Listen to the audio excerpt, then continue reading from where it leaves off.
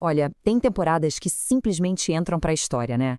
E a de 1997, uau! Foi o ano de uma campanha que teve de tudo: redenção, genialidade, muita polêmica e, claro, um jogador num estado de graça absoluto. Essa é a história do Vasco campeão brasileiro, a história do ano do animal. Mas o que define uma lenda, afinal? Será que são só os números, os recordes, os títulos? Ou só aqueles momentos que desafiam a lógica e ficam para sempre na memória da gente? A história de 97 ajuda a gente a entender um pouco disso. E o coração dessa campanha toda pode ser resumido em um número só: 29. 29 gols. Um recorde espetacular para uma única edição do Brasileirão, quebrando uma marca que já durava, 20 anos. Para entender esse sucesso, a gente precisa voltar um pouquinho. O Vasco vinha de um 1996 assim, bem mais ou menos. Precisava de uma sacudida. E aí que entra o técnico Antônio Lopes, com a missão de montar um time que realmente brigasse por títulos. E olha, ele fez isso com maestria. A grande sacada do Lopes foi essa mistura que ele promoveu no elenco. Ele juntou a experiência de gigantes, como o Mauro Galvão na zaga e o Evair lá na frente, com a genialidade do Juninho pernambucano e o talento puro de garotos da base, como o Felipe e o Pedrinho. E no centro disso tudo, com o universo girando ao redor dele, Edmundo, o animal. Ele encontrou o palco perfeito para brilhar. Mas calma lá, que não foi uma máquina desde o primeiro jogo, não. Longe disso. O time oscilou bastante no começo. Nos primeiros 12 jogos foram 6 vitórias, 2 empates e 4 derrotas. Era um time ainda se encontrando, sabe? Ajustando as peças para uma engrenagem que, mal sabiam, estava prestes a se tornar imparável. E aí, aí a coisa virou. A engrenagem encaixou de um jeito que, meu amigo, o time achou seu ritmo e o nosso protagonista começou um dos shows individuais mais absurdos que o futebol brasileiro já viu. A fúria do animal estava solta. O resultado? O time engatou uma sequência impressionante de 12 jogos sem perder. O ataque produzia gols a rodo e a defesa estava sólida.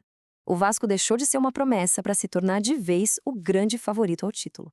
E dentro dessa fase espetacular teve um jogo em São Januário contra o União São João que virou a definição do que era aquele time e principalmente do que era aquele Edmundo. O palco estava montado para uma atuação simplesmente lendária. 6 gols. 6 em um único jogo. Um recorde que está aí, até hoje, intacto. O primeiro saiu com 32 segundos. Mas o mais impressionante, o absurdo mesmo, foi no segundo tempo. 5 gols no intervalo de só 21 minutos. 21 minutos. É coisa de videogame. Uma demonstração de poder e talento que a gente raramente vê. E se alguém achou que ele ia parar por aí, veio a semifinal. E logo contra quem? O arquirrival Flamengo. E o que ele fez? 3 gols, um hat-trick na goleada de 4-1. O terceiro gol, uma pintura, foi o de número 29 no campeonato. Ali, ele não só botou o Vasco na final, como quebrou o recorde histórico do Reinaldo, que já durava 2 décadas. E aí, chegamos na grande final, contra um Palmeiras fartíssimo, o de Filipão. Só que o Vasco, por ter feito a melhor campanha, tinha uma vantagem gigantesca. Jogava por 2 empates para ser campeão. A primeira batalha seria lá no Morumbi. E o jogo foi aquela final típica, né? Amarrado, tenso, pouca chance de gol, um 0-0 que pro Vasco estava perfeito. Mas o que realmente marcou aquela noite não teve nada a ver com a bola na rede. E aqui a história ganha um capítulo, digamos, bem polêmico. Edmundo toma o terceiro amarelo. Pronto, estaria fora da finalíssima no Maracanã. Aí vem a instrução do banco. Força a expulsão. A aposta era que no tribunal a pena do vermelho poderia ser revertida. E não é que deu certo? Convocaram uma sessão extraordinária. O tribunal que estava de recesso se reuniu e Edmundo foi absolvido. Uma multa simbólica e liberado para o jogo do título. Uma jogada de mestre ou de malandro, aí depende do ponto de vista de cada um. Com seu craque em campo, a vantagem debaixo do braço, o Vasco foi para o Maracanã lotado com quase 90 mil pessoas para se consagrar. Só mais 90 minutos separavam o time da glória. E olha que times em campo, 2 verdadeiros esquadrões. De um lado, Carlos Germano, Mauro Galvão, Juninho, Evair, Edmundo. Do outro, Veloso, Kleber, Alex, Zinho, Viola.